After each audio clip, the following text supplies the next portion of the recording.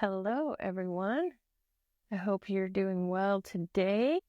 I am Elizabeth Corey, and I'm the founder of beatingtrauma.com. And today we are going to have another discussion about trauma and the impacts that it has on us. Today, I wanted to have a discussion focused on how abusers will use our emotions against us. This is a little different than belief systems, but it's also not, because oftentimes the belief systems that we carry are directly responding to the emotions that are in our system, especially the traumatic ones. So it's just kind of a different way to look at it than the way we sometimes do.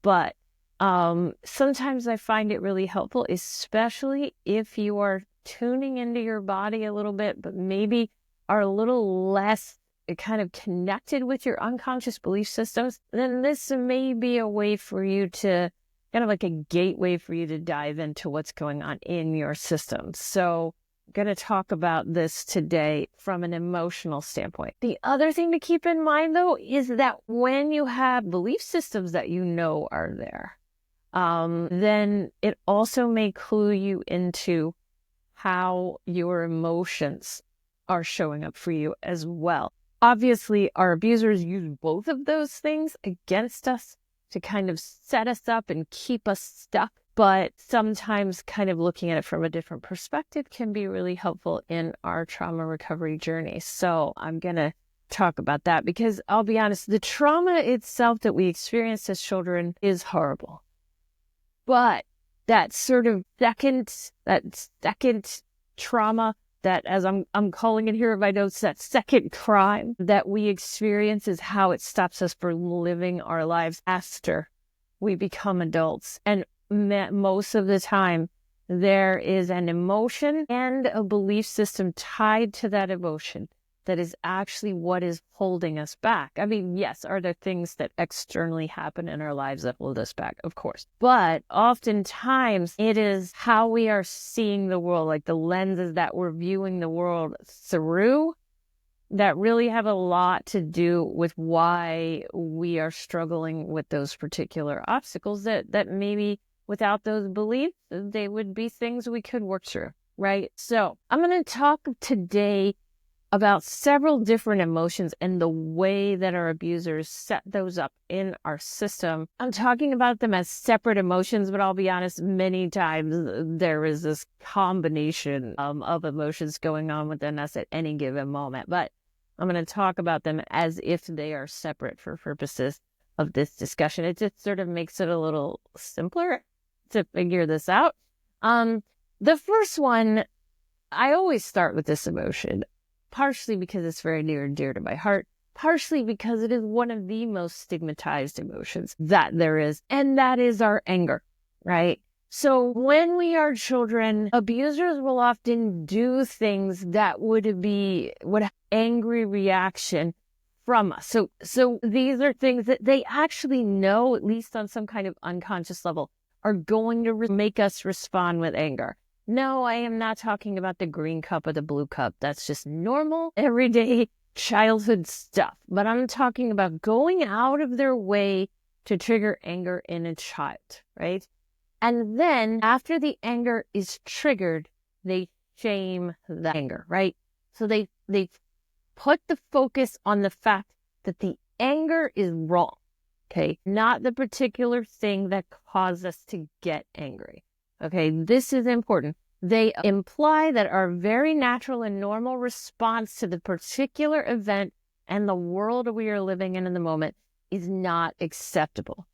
Okay, this is a really important part of the way abusers kind of get children into the place that they want them. Because what that means is that if our natural and normal response to what's happening to us is not normal, or is not acceptable, then we as a whole are not acceptable, right? And that's a big part of the message that comes across when abusers invoke our anger, and they will do it on purpose. We then start to use a tremendous amount of resources available to us to squash that anger, because we have now discovered that we have some kind of emotional response that is not acceptable in the world. Like, this anger is not okay. I don't know how we ended up with this anger, but we're not allowed to have anger, right? That's sort of what gets stuck in our system. Our anger is bad. Our anger is the problem. We shouldn't have this anger. Why did we get sort of stuck with all this anger, which is so stigmatized in the world? Something must be wrong with us. So this kind of messaging starts to get set up. So we use all of these resources to suppress that anger. What that does is it creates a tremendous amount of anxiety in our system. And with that anxiety comes some level of paralysis. It also can cause us to become, almost like hyperactive and hyperproductive, but generally not in the ways that are kind of in our best interest a lot of the times. So we're using so much of our resources to shut down this anger, and that leaves us in a place of anxiety and paralysis. So this particular dynamic with anger is the first way I wanted to talk to you today about how abusers will get us stuck. Because anger that's not being processed is very, very heavy on our system. It has a major impact on us, definitely in the way of anxiety, in the way of paralysis, but it also can be very physically harmful in our system and can be one of the causes of chronic pain and chronic illness in our system. So anger that hasn't been processed is really very devastating to our system. It's amazing how many resources we are using on a daily basis to suppress it. So know that, even if you think I've processed all my anger, there's a chance you haven't. There's a chance. And when you feel it coming up, one of my favorite things to do with anger is what I call rage on the page. I highly recommend it. This is not the kind of writing where you say, well, I can tell I'm feeling angry. No. That's not what I'm talking about. If that's the only writing you can do right now, okay, do that. But we want that anger to come out like you are writing a letter to the person who harmed you the most in this world. Like, all the curse words, everything you want to do to get revenge, all that. I know the toxic positivity spiritual world will say, oh, that's a really bad idea. You're bringing all this negative energy into the world. No, it's already there.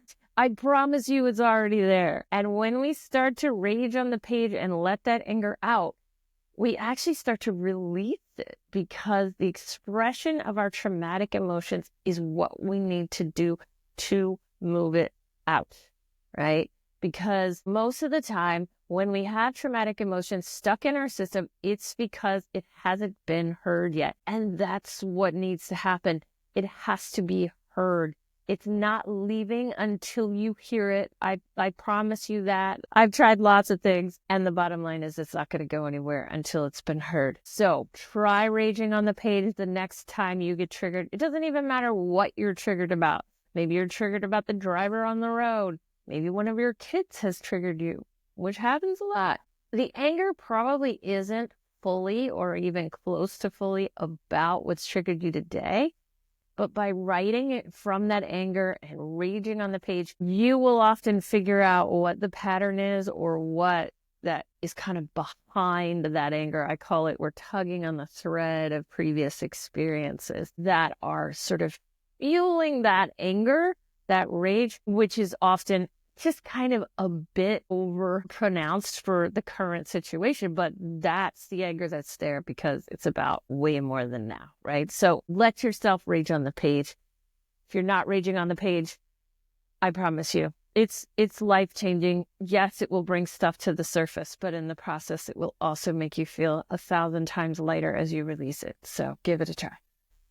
The next emotion I want to talk about that our abusers use against us to keep us stuck. What often happens in abusive homes is that abusers are constantly squelching our attempts to live our lives freely and purposefully. Now, for most of us now, we don't actually remember much about what our purpose or what we're here to do is. We're not often very connected with our authentic self. That's hard to say, our authentic self.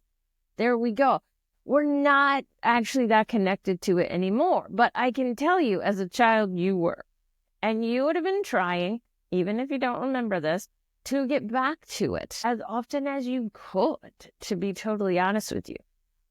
Anytime we feel alive, confident, happy, joyful, excited, they would try to stop that feeling, right? Like that was really important to them. They needed to stop that because those feelings have a tendency to make us consider, fighting back or expressing ourselves or taking a stand against what's happening to us. And that is unacceptable by our from our abuser's standpoint. And depending on the level of trauma we may have experienced in these homes, the stoppage of those feelings could even come with threats. Like we could have been threatened, right? So over time, this is going to slowly develop into the feeling I refer to as futility, okay? When we feel futility, I refer to this also as like the breaking of the child. So this is where the child kind of breaks and they stop pushing towards their most authentic and purposeful self. A lot of times this does kind of occur simultaneously with sort of the prepubescent years that this futility begins to develop in us. And believe me, it's on purpose. And by on purpose, I mean not us, but them. Like it is on purpose. They are attempting to get us to give up, right? That's the breaking of the child. It is them trying to get us to give up. But then guess what happens? Okay, so now we've got futility, which they wanted us to have because we're much easier to control in that way. But then we are shamed and we are called lazy because futility is one of those feelings that makes us not want to do anything. And while, yes, it's common in the teenage years in general, I think one of the reasons it's so common is because trauma is so common. And so we develop this futility. We start to respond to the futility with our actions, which means we're doing much less because we've sort of given up and been broken. And then we are shamed for our laziness, which is not what futility is, but shamed for that laziness because, again, we're being brought back to the idea that our normal response to being constantly shut down is not acceptable, right? So again, our emotions are not acceptable. That may be one of the most important and powerful messages from our childhood that almost everybody I've ever talked to about emotions is experiencing that, honestly. So this is when we end up with futility. The problem is that futility is in my opinion, the number one emotion for that feeling of being stuck. Just like the anxiety that is often caused by suppressing our anger, the depression that comes along as we use a tremendous amount of resources to suppress the futility also causes us paralysis. So now we've got paralysis coming from two different emotions. It's on purpose that all of this is there. And again, the number one thing that we can do with futility is to write from it. Because recognizing that our futility is not actually about today is probably one of the most important steps in our healing journey. And the best way to recognize that our futility is not about today is actually to start writing from it. Because when we write from it, we get a little bit of this detachment or distance from the futility so that we can allow the part to express from it, but not also feel so enmeshed with it that we want to do what it says, because futility is a basis for suicidal ideation, okay? And so when we're writing from it, we are helping ourselves not to get enmeshed and attached to the part that is feeling that's the only option they have left, okay? But at the same time, we need to write from it so we can help it to release. A lot of times the controller in our system is working very hard to avoid connecting with this emotion because they know it is the anti-productivity emotion, but connecting with it is how we release it and start moving it out. The most popular prompt that I use for writing from futility is going to be, what's the point? And I'll be honest, I use it a lot. I use it almost every day. I write from what's the point almost every day, to be totally honest with you.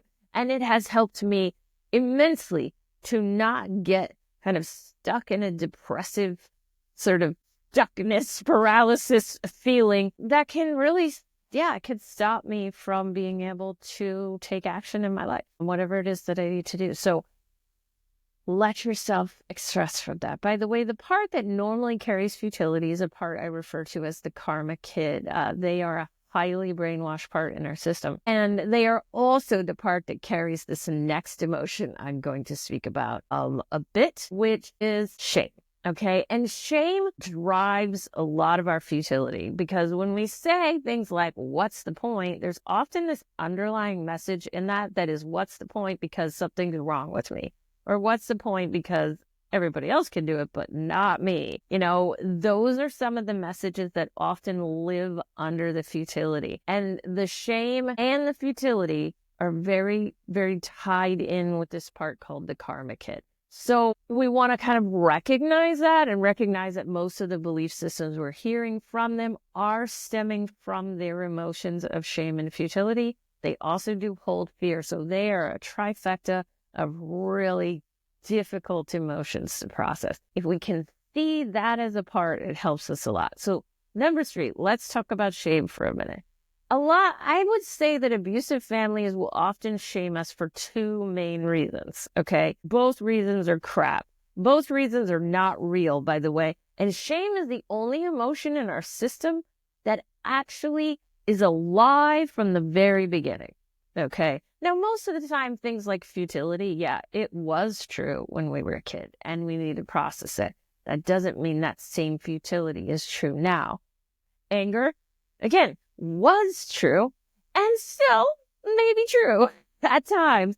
But shame was in fact never true. So it was always a lie.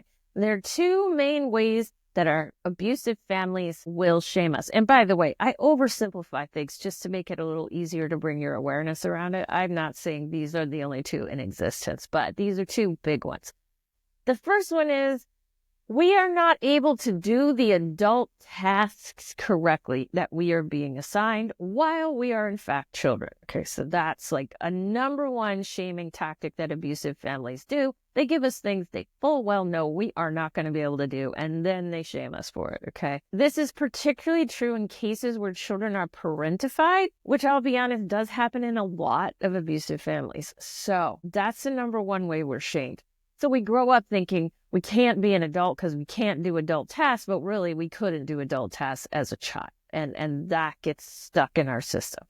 The second way we get shamed is that a lot of times, and this is where DNA does play into the trauma world. I definitely don't side with the biological component of trauma very often, but this is one place where I do. Oftentimes we have similar strengths to our family members, and I do see that as a DNA thing. So if we take an interest in something, it is likely that people in our family also took an interest in that thing when they were children. And guess what? They were shamed for it. So oftentimes the strengths that we have are strengths that have been in our family, potentially even for generations. But we have learned over that time to shame that strength so that it doesn't grow, so that it maybe because a long time ago that strength would have been threatening or dangerous in some way. Maybe it's still threatening or dangerous in some way. I don't know.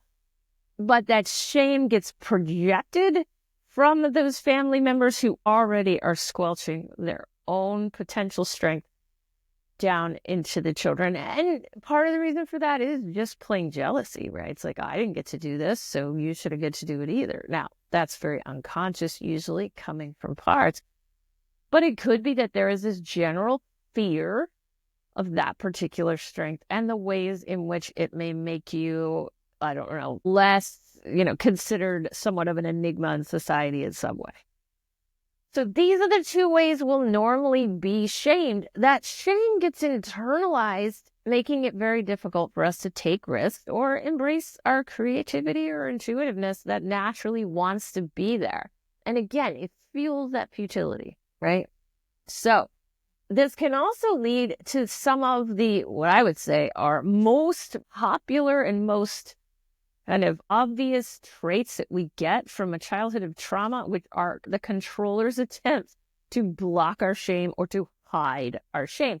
It usually shows up with things like hypervigilance and perfectionism, being very detail-oriented, never missing a beat, right? These are often attempts on the controller's part to hide the shame by doing everything just so perfectly. But as you probably know, it isn't actually possible to do what the controller's trying to do, and it leads us into complete and utter exhaustion, which I'm sure you can relate to. Most of us can. So, the writing again from shame is so important. Keep letting yourself express from the shame. Now, it's no fun. None of these emotions are really fun to express from, although I do sometimes have fun expressing from my anger. But I will say that expressing from shame is hard because you're listening to the same yucky stuff that was said to you when you were a child. But as you listen to it, you start to detach from it and you start to release it. And that's so important. The self-shaming is usually highly unconscious, but it is there. So keep an eye out for it, especially in areas of your life where you feel like you're really stuck and can't seem to move forward. There is often a shaming belief, shame as an emotion sitting in the system impacting us. The next one I want to talk about is actually grief. Because when we are children, we are much more in touch with our response to the losses in our life. These losses are not always the loss of a person. They're just the loss of how we know we are supposed to be treated as a human being, right? So we are born into this world knowing how we're supposed to be treated. So when we are expressing our grief, expressing the losses, we often experience a lot of shaming of this emotion. We experience the shaming of our vulnerability, of our ability to express when something is not going well for us, that, we're experiencing horrible treatment. We're expressing from that. And I don't think I've ever met a person, at least that's my age, who wasn't told to stop crying in some fashion when they were a child. I'm not aware of anyone. Now, I'm not saying there aren't some people that are much younger than me that haven't experienced that. They may have gotten through childhood without that, but it's very common to have that suppressed. And we use so much energy to shut down this automatic response to our experience of losses, and we pile all these layers of emotions on top of that grief. I mean, I'm talking about 10, 20 different layers of things that we have to process through to get to the grief. It can feel really overwhelming, and it can make us stuck, because as long as we haven't grieved the things that we didn't have, we will continue to try to recreate patterns to get those things, which doesn't work, because there are no patterns in our external world that are going to relieve the pain of those losses from childhood. We need to process that grief in order to stop those patterns and move into a better way of being in the world, just in general, a nicer way of living. So keep considering, am I shaming myself for having those vulnerable kind of emotions about my experiences? Oftentimes it may show up as simple things like from the controller, like, I don't have time for this. What good is that going to do? That's not going to help me any. That's old. It's not going to solve it now. Try your best. You can write from that. That's your controller. Try your best to keep coming back to letting yourself sit with those feelings of loss. So important to our healing. And then lastly, I know I'm running out of time here, so I'll be a little quick. Because they are shaming us for these emotions, we develop a fear in us. So this is that other emotion. Now, by the way, fear shows up at all different levels of our emotions. But one of the biggest fears we have is not wanting to show our real self, okay? Because now we've got all these emotional responses to the world that are apparently all wrong. So something must generally be wrong with us. So we're going to develop this mask, and this mask is going to hide all of the ways we naturally respond to the world. And it's going to use a ton of resources to do that. Okay. This is, again, that controller going, nope, I have learned that all of my emotional responses are unacceptable. So I'm going to block all of that with my mask. My mask is going to be pretty there may be some emotions that are acceptable, mostly unemotional. And I'm going to use as much of the resources in my human system to shut all of that down. Okay.